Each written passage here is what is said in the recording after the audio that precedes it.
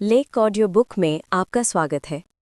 आज की कहानी किसी अंडरवर्ल्ड की नहीं, ये कहानी है एक कॉल की जो कानून की आवाज़ बनकर आई और जिंदगी की सबसे बड़ी चोरी कर गई। दक्षिण Delhi, greater Kailash, 2 retired doctor और डिजिटल अरेस्ट नाम का एक झूठ। डिजिटल अरेस्ट एक ऐसा शब्द जो कानून में है ही नहीं, पर डर में पूरी तरह सच लगता है। डिजिटल गिरफ्त, दक्षिण दिल्ली की एक सच सी कहानी। दिसंबर की वो पतली सी धूप थी जो दक्षिण दिल्ली के ग्रेटर कैलाश की सड़कों पर पेड़ों की पत्तियों से छनकर गिर रही थी। डॉक्टर राघव मेहता और उनकी पत्नी डॉक्टर सुमन मेहता, दोनों सेवानिवृत्त चिकित्सक, अपनी बालकनी में चाय के साथ दिन की शुरुआत कर रहे थे। घर में सन्नाटा, दीवार घड़ी की टिक-टिक और किताबों की हल्की सी गंध, सब कुछ स्थिर। उनकी बचत, उनकी योजनाएं, पोते-पोती की पढ़ाई, एक छोटी सी ट्रस्ट खोलना, सब व्यवस्थित था। जीवन अब धीमा और शांत था, जैसे कोई दृढ़ धड़कन। उसी सुबह फोन बजा।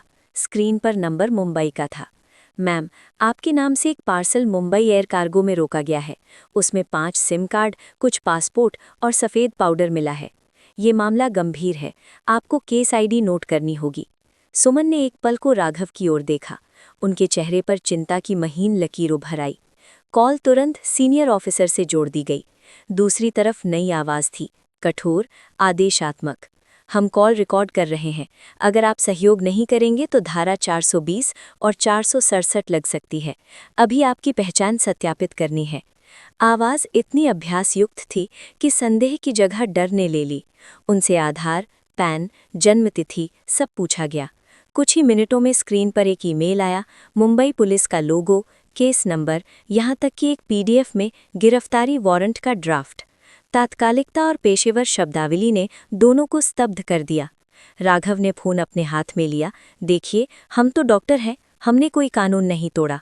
सामने से उत्तर मिला, डॉक्टर होने के नाते आपको और अधिक जिम्मेदार होना चाहिए। आपके एक बैंक अकाउंट से संदिग्ध ट्रांजैक्शन ट्रेस हुए हैं। जब तक जांच चल रही है, आपको डिजिटल अरेस्ट में रखा जाएगा। आप घर पर ही रहेंगे, कैमरा ऑन रहेगा और आप किसी से बात नहीं करेंगे। ये मजाक नहीं है। उन्हें सुरक्षित वीडियो मीटिंग ऐप डाउनलोड कराया गया। स्क्रीन पर एक व्यक्ति पुलिस की वर्दी में था, पीछे भारतीय ध्वज और पुलिस का लोगो। जब तक जांच पूरी नहीं होती, आप घर से बाहर नहीं जाएंगे। आपका फ़ोन 24/7 ऑन रहेगा। आपके खातों को अभी सीज किया जा सकता है, इसलिए आरबीआई के सुरक्षित एस्क्रो अकाउंट में पैसा स्थानांतरित करना होगा। ये सिर्फ सत्यापन के लिए है, साफ होने पर सब वापस मिल जाएगा। सुमन का माथा पसीने से भीग गया। उन्हें बेटी आन्या का चेहरा याद आया, जो बोस्टन में रहती थी। अगर ये सच हुआ तो, अगर हमारी वजह से बच्चों पर कोई मुसीबत आ गई तो? डर मन की दीवारों पर घने बादलों जैसा घेराया। राघव हमेशा तर्क के आदमी रहे थे, पर उस दिन उनकी आवाज़ भी हिल रही थी। ठीक है, हम सहयोग करेंगे, उन्होंने कहा। पहला दिन यूं ही बीत गया। सारे समय कैमरा ऑन, बीच बीच में ऑफिसर आकर पूछताछ करता। आपका बैंक, आपकी फिक्स डिपॉजिट, आपके शेयर। फिर फोन एक और नोडल अधिकारी से जोड़ दिया गया जो आरबीआई का बताता था। उसने बड़े धैर्य से समझाया, देखिए, ये एक सेफ कस्टडी प्रक्रिया है। आप जितनी भी राशि आपके खातों में है, उसे हमारी बताई लिस्ट के खातों में क्रमशः ट्रांसफर करें। सब कुछ रिकॉर्डेड है। किसी से बात की तो कंटेम्प्ट ऑफ इन्वेस्टिगेशन में आप अंदर हो सकते हैं। दूसरे दिन उन्हें एक नया निर्देश मिला। कृपया एनीडेस्क जैसा एक सुरक्षा ऐप इंस्टॉल कीजिए ताकि हम आपकी ट्रांजैक्शंस को सही तरीके से कराने में मदद कर सकें। राघव ने कभी किसी मरीज को डराने के लिए अपनी डिग्री का वजन नहीं रखा था, पर इस तरफ से डिग्री और डर दोनों हथियार थे। उन्होंने अनमने मन से ऐप डाउनलोड कर लिया। स्क्रीन पर नीले तीर घूमते रहे और अगली क्षण अजनबी हाथों ने उनके कंप्यूटर की धड़कन पकड़ ली। अगले 15 दिनों में जो हुआ वो धीमे धीमे रिश्ते जहर जैसा था। बैंक मैनेजर के सामने बैठकर उन्होंने मेडिकल इमरजेंसी का झूठा कारण लिखा। फिक्स डिपॉजिटें टूटी, शेयर बेचे गए, 3 अलग अलग खातों में 50-50 लाख के पहले ट्रांसफर, फिर करोड़ों की राशि, जिनका वर्णन सेफ वॉलेट और एस्क्रो जैसे जटिल शब्दों में किया गया। एक दिन उन्हें कहा गया कि जांच की गोपनीयता बनाए रखने के लिए वो होटल में शिफ्ट हों।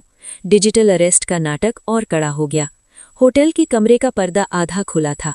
बाहर की रोशनी चौखट पर गिरकर एक सीधी लकीर बनाती रही, जैसे आशा सिरककर भीतर आने की कोशिश कर रही हो। सुमन हर रात खिड़की के पास जाकर चुपचाप रोती। हम इतने समझदार थे, फिर भी वो सोचती। राघव उनकी पीठ थपथपाते, मगर उनकी अपनी आंखें भी भीग जातीं। वो खुद को समझाते, ये बस कुछ दिनों की बात है, सब वापस आ जाएगा, असली अपराधी पकड़े जाएंगे, हम निर्दोष हैं। पर हर ट्रांजैक्शन के बाद स्क्रीन पर ऑफिसर उन्हें एक नया डर दिखा देता। यहाँ फोरेंसिक मिसमैच दिख रहा है, एक और सत्यापन चाहिए, और वो एक और ट्रांजैक्शन करने के लिए विवश हो जाते। 7वें दिन सुमन ने हिम्मत करके एक लाइन पड़ोस की बुजुर्ग आंटी के लिए कागज पर लिखी, क्या डिजिटल अरेस्ट सच में होता है? मगर कैमरे की लाल बत्ती ने जैसे उन्हें घूरा, उन्होंने नोट फाड़ दिया। कभी कभी वो टीवी ऑन करने का सोचती, पर स्क्रीन पर ऑफिसर की आवाज गूंज जाती, आगाह कर रहे हैं, निगरानी हो रही है। 12वें दिन उन्हें कहा गया कि 2 खातों में रकम क्रिप्टो करेंसी में कन्वर्ट करनी होगी। सब ट्रेस हो रहा है, घबराइए मत, ये बस प्रक्रिया है। एक एजेंट उन्हें मिलने आया, कागज पर नकली अधिकृत मोहरें, एक टैबलेट और ई-वॉलेट। ये नई दुनिया की तकनीक है अंकल आंटी, वो मुस्कुराया। उस मुस्कान ने सुमन की रीढ़ में कंपकंपी दौड़ा दी। 15वें दिन तक उनकी लगभग सारी बचत जा चुकी थी, करीब 15 करोड़ रुपए। वो रकम जो सालों की ड्यूटी, रात के ड्यूटी रोटेशन, न जाने कितने मरीजों की सेवा और सावधानी से जोड़ी गई थी। आखिरी ट्रांजैक्शन के बाद ऑफिसर ने कहा, अब आप पूरी तरह सुरक्षित हैं। 48 आवर्स में क्लोजर रिपोर्ट ईमेल कर दी जाएगी, फ़ोन स्विच ऑफ मत करना। और कॉल कट गई। अगले 24 घंटे में ना कोई फ़ोन आया, ना कोई ईमेल। कैमरा ऑन था, पर स्क्रीन पर कोई नहीं।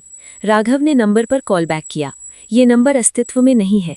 सुमन ने अपने कंप्यूटर के हिस्ट्री में जाकर देखा, एनी डेस्क का सेशन लॉग, अनजान वॉलेट एड्रेस, ईमेल्स जो एक एक करके गायब हो रहे थे। घर में जो सन्नाटा था वो अब शोक की तरह भारी हो चुका था। रविवार की सुबह वो थाने पहुंचे। ड्यूटी ऑफिसर ने पूरा ब्यौरा सुना, सिर हिलाया और एक वाक्य कहा, ये डिजिटल अरेस्ट स्कैम है मैडम, हाल में साउथ दिल्ली में कई केस आए हैं। सुमन के घुटने कांप गए, राघव की आंखों में खालीपन उतर आया। रिपोर्ट दर्ज हुई, 1930 हेल्पलाइन पर तुरंत कॉल कराया गया। साइबर क्राइम पोर्टल पर शिकायत डाली गई। पुलिस ने बताया, पहले 2 घंटे गोल्डन आवर होते हैं जिनमें कुछ पैसे फ्रीज हो सकते हैं, पर इतनी बड़ी रकम और इतने खाते, हम भरसक प्रयास करेंगे, पर सच कहें तो अधिकतर राशि क्रिप्टो में चली गई लगती है। उस रात घर का हर कमरा उन्हें झूठा लगा। अलमारी का लॉक, जो हमेशा भरोसे का प्रतीक था, दीवार पर लगी मेडिकल कॉन्फ्रेंस की फोटोएं जो अब बीते जमाने की चमक थी। सुमन ने धीरे से कहा, हम मरीजों को हमेशा कहते थे, डर में ली गई सांस आधी होती है। आज हमने आधी सांसों में जीवन का निर्णय ले लिया। राघव ने सिर झुका लिया, मैंने तुम्हें नहीं संभाला, मैं खुद डर गया। उनके बीच एक लंबा मौन बैठ गया। फिर उसी मौन में सुमन ने उसका हाथ थाम लिया। हम टूटे नहीं हैं, बस सीखने की कीमत बहुत भारी चुकानी है। अगले हफ्तों में पुलिस ने उन्हें उन लोगों की कहानियां सुनाई जो ठीक ऐसे ही जाल में फंसे थे। किसी 85 वर्षीय महिला को 1 महीने डिजिटल अरेस्ट में रखा गया, किसी बुजुर्ग दंपति से कई करोड़ निकलवाए गए, किसी प्रोफेसर से लाइफ सेविंग्स छीन ली गईं। सबकी आवाज में एक सी थरथराहट, एक सा अपराध बोध।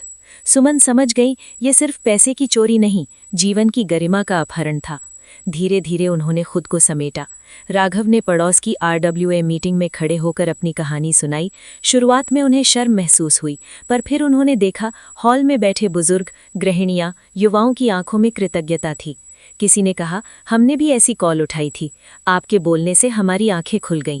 सुमन ने स्कूल के पेरेंट्स टीचर मीट में जाकर बच्चों को समझाया कि कैसे किसी अनजान लिंक पर क्लिक नहीं करना, कैसे घर के बुजुर्गों से खुले में बात करते रहना, कैसे डिजिटल अरेस्ट जैसा कोई कानून नहीं होता। एक शाम वो फिर बालकनी में बैठे थे। धूप अब भी वैसी ही थी, पर उसके रंग अलग लग रहे थे, मध्यम पर दृढ़। राघव ने कहा, हमारे हिस्से का नुकसान शायद वापस ना आए, पर अगर हम एक परिवार को बचा सके तो ये दर्द थोड़ा हल्का हो जाएगा। सुमन ने मुस्कुराकर जवाब दिया, डर के खिलाफ सबसे बड़ा टीका है बोलना, हम बोलते रहेंगे। उस रात उन्होंने अपने कमरे में एक कागज चिपका दिया, छोटे छोटे पर मोटे अक्षरों में, किसी से बात किए बिना कोई लेन देन नहीं। पुलिस, कोर्ट, RBI कभी पैसा नहीं मांगते।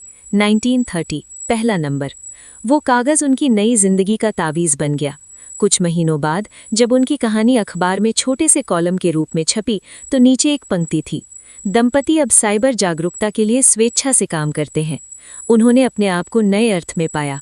डॉक्टर अब भी हैं, पर अब उनके नुस्खे अलग हैं। असली बीमारी डिजिटल धोखा, और उसकी दवा सवाल पूछना, सत्यापित करना और सबसे बढ़कर डर के कमरे में रोशनी जला देना। अंततः वो ये समझ चुके थे कि तकनीक ने दुनिया को तेज जरूर किया है, पर हर तेज आवाज सच्चाई नहीं होती। धीरे बोलने वाला विवेक, धीमे कदमों वाली पुष्टि और रिश्तों की खुली बातचीत, यही वो धीमापन है जो हमें सुरक्षित रखता है। और उस धीमेपन में ही मेहता दंपति ने अपनी टूटी हुई लय फिर से पाली। अंत में सुझाव, याद रखने योग्य बातें। डिजिटल अरेस्ट जैसा कोई कानूनी प्रावधान नहीं है। पुलिस, कोर्ट, आरबीआई कभी फोन या वीडियो कॉल पर पैसा ट्रांसफर करने को नहीं कहते। किसी भी अज्ञात कॉल, लिंक, क्यूआर कोड या ऐप इंस्टॉल के लिए दबाव पड़े तो तुरंत कॉल काट दें और परिवार या दोस्त से बात करें। कभी भी स्क्रीन शेयरिंग या रिमोट एक्सेस ऐप जैसे एनीडेस्क, क्विक सपोर्ट अनजान व्यक्ति के कहने पर इंस्टॉल न करें। सरकारी या बैंक नंबर की नकल, स्पूफिंग हो सकती है। कॉलबैक हमेशा स्वयं आधिकारिक वेबसाइट से लिए